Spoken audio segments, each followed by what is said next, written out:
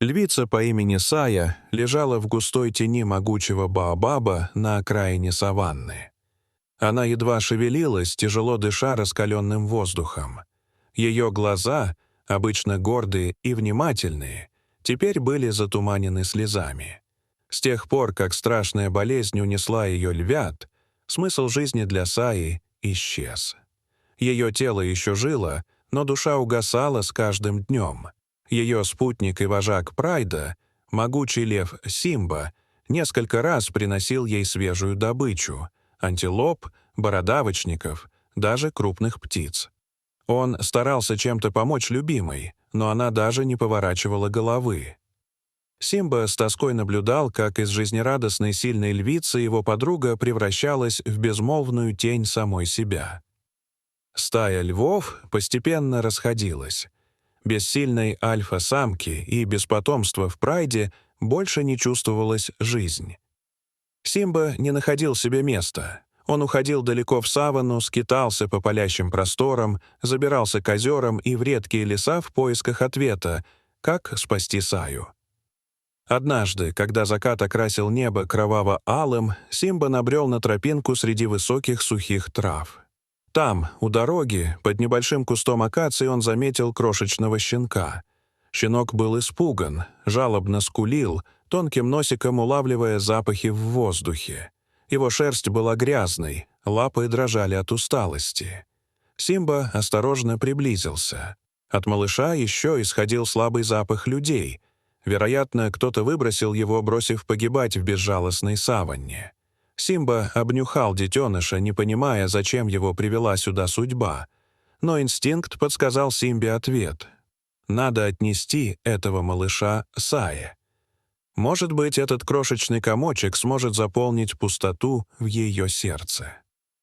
Аккуратно, как собственного львенка, Симба взял щенка за шкирку и понес через жаркую саванну обратно к Баобабу. Когда он положил щенка рядом с львицей, Сая впервые за долгое время подняла голову. Ее ноздри затрепетали, глаза оживились. Малыш, почуяв тепло, жадно прильнул к ее животу, ища молоко. Сая тихо зарычала, но не отогнала его. Напротив, ее тело отозвалось древним зовом материнства. Она начала осторожно вылизывать щенка, гладить его шершавым языком, как это делала когда-то со своими львятами. Симба молча наблюдал за ними. Он знал, они спасли друг друга. Сая вернулась к жизни, а щенок обрел новую мать. Прошло несколько недель. Щенок, которого звали Тор, быстро рос. Он был смелым, живым, ловким.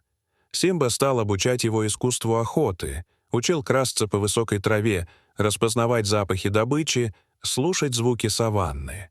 Тор старался изо всех сил, стремясь оправдать любовь своих новых родителей. Однако Симба понимал, каким бы ловким ни был Тор, он был собакой. Настоящие львы чувствовали в нем чужака. Остальные члены прайда относились к нему настороженно. Тор был своим только для Симбы и Саи. Когда Тор подрос, Симба принял тяжелое решение. Он должен был найти ему место среди людей, потому что среди львов его ждало лишь одиночество. На рассвете Симба повел Тора к ближайшей деревне у реки Замбези.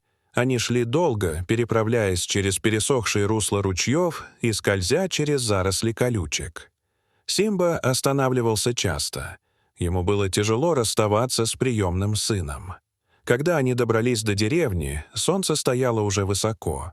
Симба выбрал укромное место у одной из хижин и аккуратно подтолкнул Тора во двор. Он задержался ненадолго в тени акации, скрывшись от глаз людей, и замер в ожидании. Щенок жалобно скулил, потерянно бегая по двору. Его лай привлек мальчика по имени Гарри, который выбежал из дома босиком. Увидев щенка, он застыл на месте, а потом радостно вскрикнул и подхватил его на руки. «Папа, смотри, кого я нашел!» — закричал он, неся Тора в дом. Его отец, Оскар, опытный охотник, вышел на крыльцо и удивленно вскинул брови. «Это настоящая охотничья собака», — сказал он, осматривая малыша. Кто-то явно оставил его здесь. Гарри взмолился. «Можно, я его оставлю. Я буду за ним ухаживать». Оскар усмехнулся, потрепал сына по голове и согласился. Так Тор нашел новую человеческую семью. Прошли годы.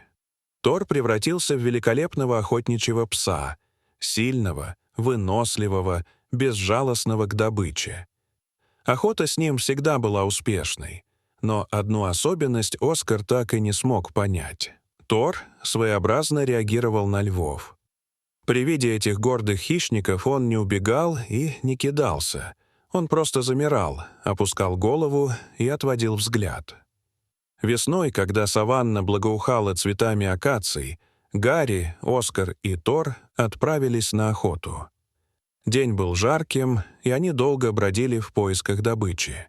К полудню они устроили привал в небольшой тени деревьев. Тор вел себя странно. Метался, нюхал воздух, прислушивался.